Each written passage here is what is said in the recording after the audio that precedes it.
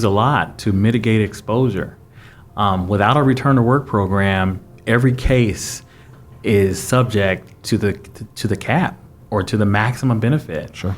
If a person has a restriction and you don't have any way to accommodate them, based on the injury, you might have to consider the full exposure every time.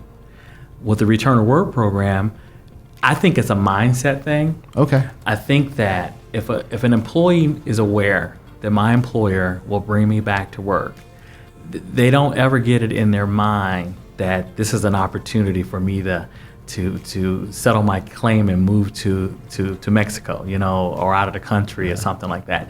They realize that the goal is to return to work, and so I think it's very beneficial to save on insurance costs, claim costs, that the employers do attempt to provide some type of return to work program. And I realize in every industry that it can be a bit of a challenge. But, whatever an employer can do to get people back to work, they should probably do it to reduce the overall cost.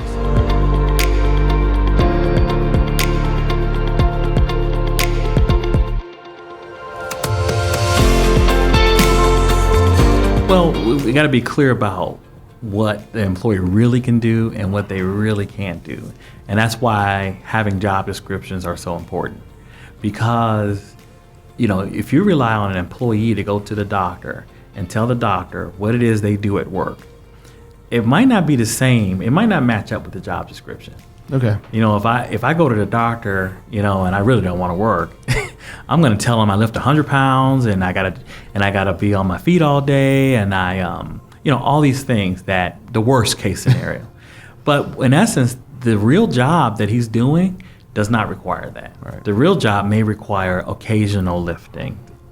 So having a true job description for every position is key to having doctors properly assess someone's ability to work.